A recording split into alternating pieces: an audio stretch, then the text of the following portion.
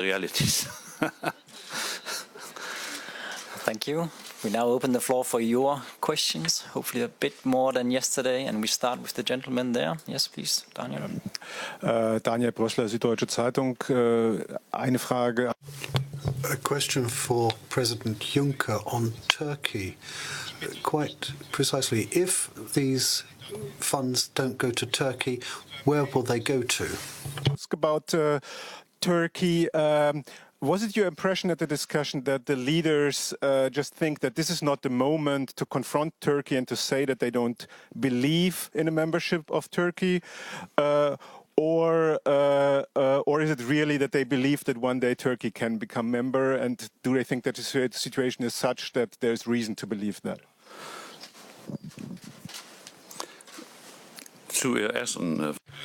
On your first question, well, the funds which are proposed that they should not go to Turkey can be used for other purposes.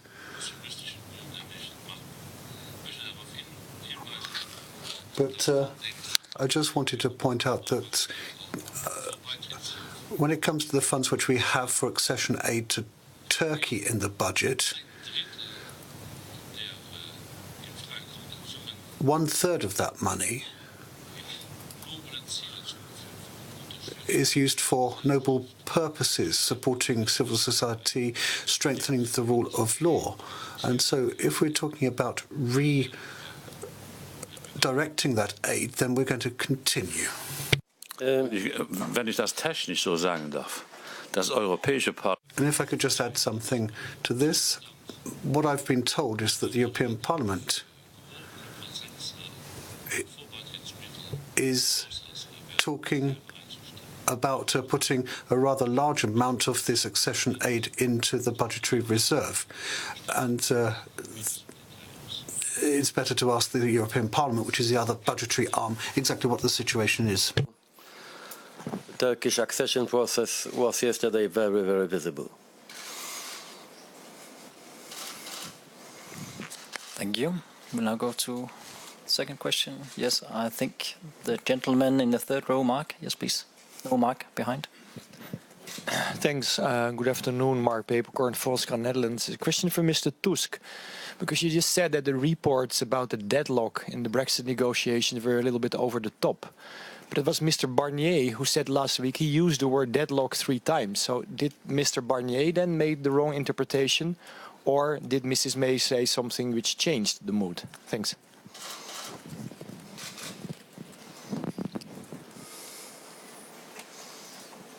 I don't think that this is the best moment and the best place to discuss about rhetorics and some nuances, because in fact we are on the same line with Michel Barnier totally.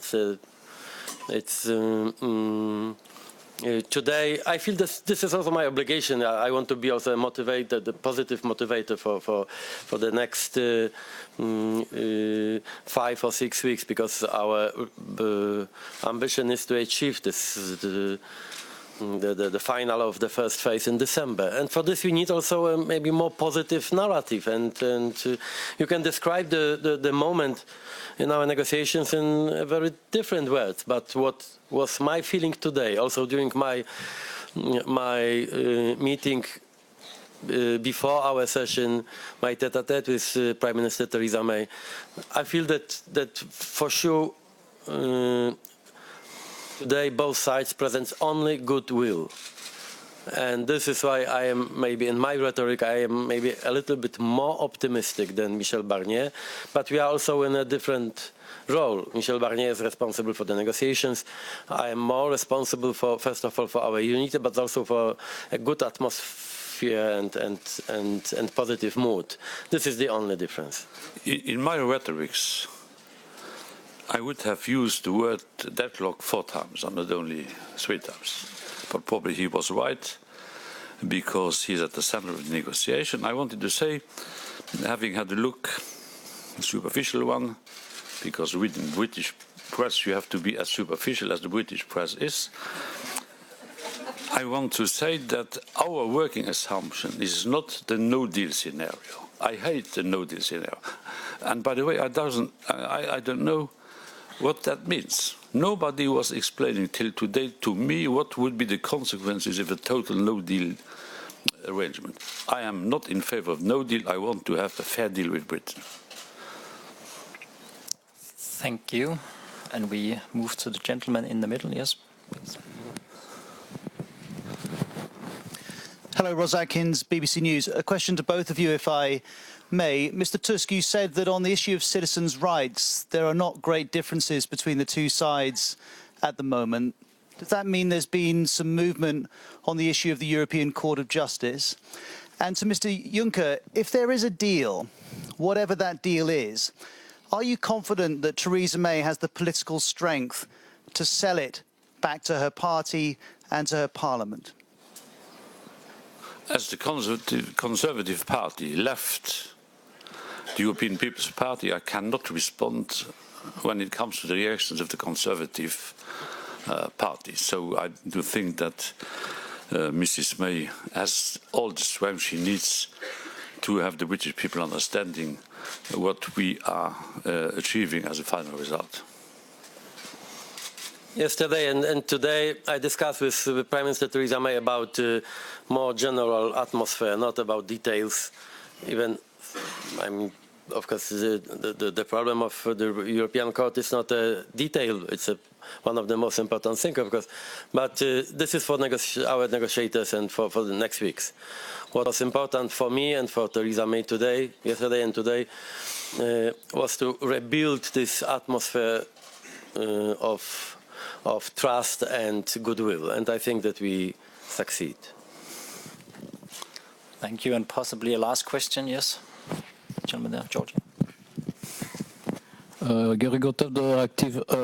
En fait, c'est plutôt un commentaire. Actually, it's more a comment on what you've just said, Mr. Juncker. I'm personally a bit worried if nobody's explained to you what would happen in the case of a hard Brexit. I was thinking that the Commission would have some scenarios that they'd thought up, even in the most unpleasant outcome. If nobody's explained it to you, I'm a bit worried.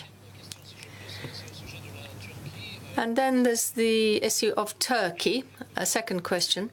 I just want to have a clearer view. You say that everything's been said, but I don't really understand all of this. I don't see how you can keep the deal on migration if funds are going to be redirected. Might be fair enough that you gave more money to the opposition or to civil society. That would be good, perhaps, but it's certainly going to antagonize President Erdogan and his government. So I don't quite see how you think you're going to pull this off. Well, I'm going to explain it to you then, and in great detail. Okay, number one. When I said nobody has explained to me what no deal meant, what I was saying was no member of the UK delegation has explained that to me. We in the Commission, Mr. Barnier along with us, know perfectly well what that might mean. But when the UK are pleading for the cause, or some people in the UK are pleading for the cause of a no deal, nobody explains in detail what they mean. It's some kind of British way of carrying out collective education, because nobody explained in the first place to the British people what Brexit actually meant. And I should make it quite clear to you that the Commission's hypothesis is not to aim for a no-deal scenario. We're doing everything we can to come up with a fair, just and balanced settlement with the United Kingdom. Now, on the second point, you're quite right to point out that I actually answered that question just earlier on.